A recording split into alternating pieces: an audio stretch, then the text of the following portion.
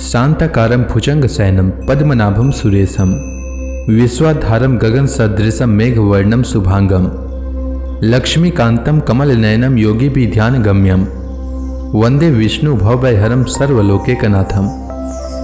मंगलम भगवान विष्णु मंगलम गरुड़ध्वज मंगलम पुंडरीकाक्ष मंगलाय तनोहरि। ओम नमो भगवते वासुदेवाय। आज का दिन आप सभी के लिए मंगलमय हो। आज मैं अगन मास कथा का 10वां अध्याय सुनाने वाला हूँ। अगन मास भगवान श्री कृष्ण का सबसे प्रिय माह है। इस माह में भगवान श्री कृष्ण ने अर्जुन को गीता का ज्ञान दिया था। यही कारण है कि इस माह में भगवान कृष्ण की कथाओं का श्रवण अवश्य करना चाहिए। इससे घर में सुख समृद्धि आती है, साथ ही सभी संकटों का नाश होता है। तो आइए सुनते हैं मार्गशीर्ष मास की कथा का 10वां अध्याय। श्री पराशर जी आगे बोले, हे मैत्रेय, बलशाली बलराम जी का ऐसा ही पराक्रम था। अब उन्होंने जो और एक कर्म किया था वह भी सुनो। द्विविद नामक एक महावीरशाली वानर श्रेष्ठ देव विरोधी दैत्यराज नरकासुर का मित्र था। भगवान कृष्ण ने देवराज इंद्र की प्रेरणा से नरकासुर का वध किया था। इसलिए वीर वानर द्विविद ने देवताओं से वैर ठाना।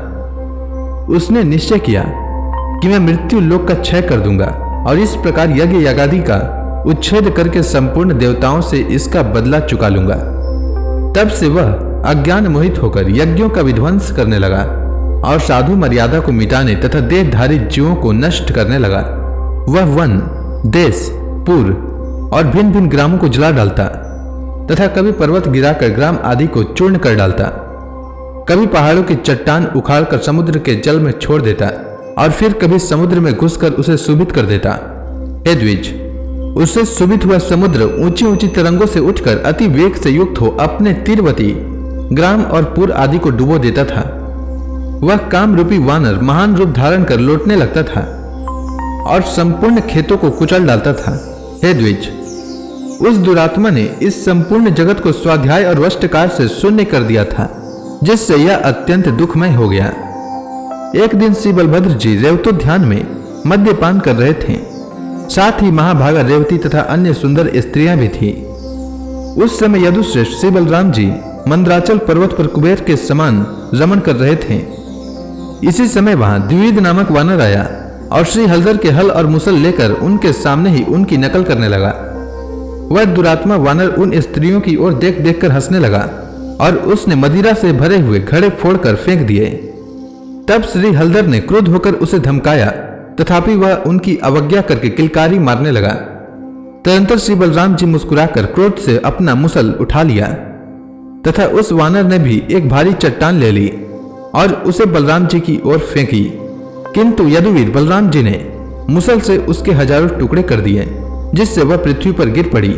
तब उस वानर ने बलराम जी के मुसल का वार बचाकर रोषपूर्वक अत्यंत वेग से उनकी छाती में घुसा मारा।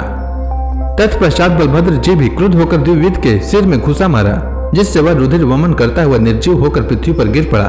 हे मैत्रेय, उसके गिरते समय उसके शरीर का आघात पाकर इंद्र वज्र से विदीर्ण होने के समान उस पर्वत के शिखर के सैकड़ों टुकड़े हो गए। उस समय देवता लोग बलराम जी के ऊपर फूल बरसाने लगे और वहां आकर आपने यह बड़ा अच्छा कार्य किया ऐसा कहकर उनकी प्रशंसा करने लगे।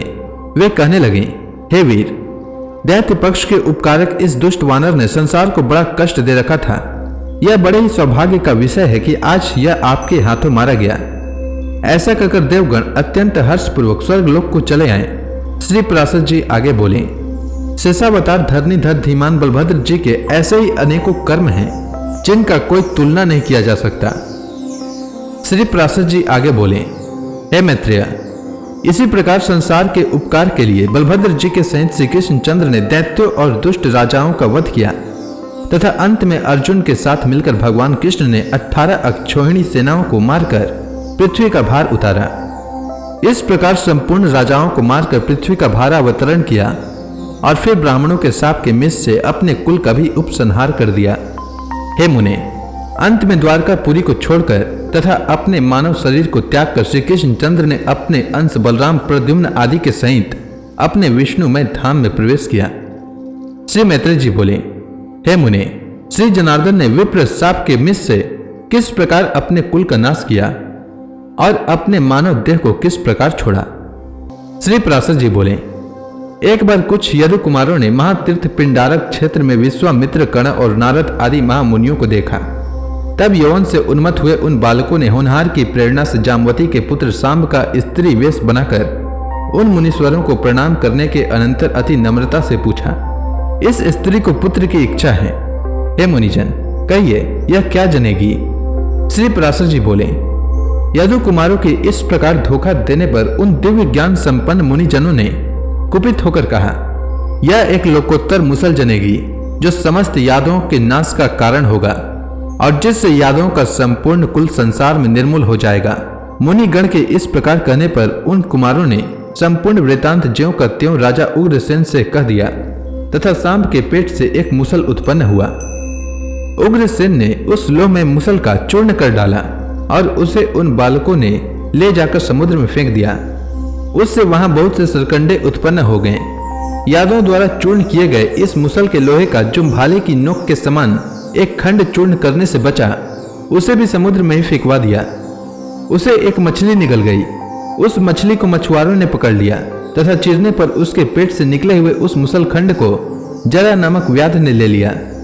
भगवान मधुसूदन इन समस्त बातों को यथावत जानते थे, तथापि उन्होंने विधाता की इच्छा को अन्यथा करना न चाहा। इसी समय देवताओं ने वायु को भेजा। उसने एकांत में श्री कृष्ण चंद्र को प्रणाम करके कहा, भगवान मुझे देवताओं ने दूत बनाकर भेजा है। हे विभो, वसुगण, अश्विनी कुमार, रुद्र, आदित्य, मरुदगण और साध्य आदि के सहित इंद्र ने आपको जो संदेश भेजा है वह सुनिए। हे भगवान, देवताओं की प्रेरणा से उनके ही साथ पृथ्वी का भार उतारने के लिए अवतीर्ण हुए आपको 100 वर्ष से अधिक बीत चुके हैं। अब आप दुराचारी दैत्यों को मार चुके और पृथ्वी का भार भी उतार चुके। अतः हमारी प्रार्थना है कि अब देवगण सर्वदा स्वर्ग में ही आपके सनाथ हों, अर्थात आप स्वर्ग पधार कर देवताओं को सनाथ करें। हे जगन्नाथ, आपको भूमंडल में पधारे हुए 100 वर्ष से अधिक हो गए हैं। अब यदि आपको पसंद आवे तो स्वर्ग लोक पधारिए। हे देव, देवगण का यह भी कथन है कि यदि आपको यहीं रहना अच्छा लगे तो रहें। सेवकों का तो यही धर्म है कि स्वामी को यथा समय कर्तव्य का निवेदन कर दें। श्री भगवान बोले, हे दूत, तुम जो कुछ कहते हो वह सब मैं जानता हूं, इसलिए अब मैंने यादवों के नाश का आरंभ कर ही दिया है।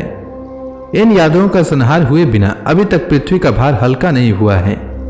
अतः अब 7 रात्रि के भीतर इनका संहार करके पृथ्वी का भार उतार कर मैं शीघ्र ही जैसा तुम कहते हो वही करूंगा। जिस प्रकार यह द्वारका की भूमि मैंने समुद्र से मांगी थी, इसे उसी प्रकार उसे लौटाकर तथा यादवों का उपसंहार कर मैं स्वर्ग लोक में आऊंगा। अब देवराज इंद्र और देवताओं को यह समझना चाहिए कि बलराम सहित मैं मनुष्य शरीर को छोड़कर स्वर्ग पहुंच ही चुका हूं। पृथ्वी के भारभूत जो जरासंध आदि अन्य राजागण मारे गए हैं, ए यदु कुमार भी उनसे कम नहीं हैं। अतः तुम देवताओं से जाकर कहो कि मैं पृथ्वी के इस महाभार को उतार कर ही देवलोक का पालन करने के लिए स्वर्ग में आऊंगा। श्री पराशर जी आगे बोले, हे मैत्रेय, भगवान वासुदेव के इस प्रकार कहने पर देवदूत वायु उन्हें प्रणाम करके अपने दिव्य गति से देवराज के पास चले आए। इसके बाद भगवान श्री कृष्ण ने क्या किया यह मैं अगले अध्याय में बताऊंगा। तब तक के लिए भगवान हरि का नाम लेते रहें। तो प्रेम से बोलिए भगवान विष्णु की जय, श्री कृष्ण भगवान की जय, लक्ष्मी माता की जय, तुलसी माता की जय, समस्त देवी देवताओं की जय।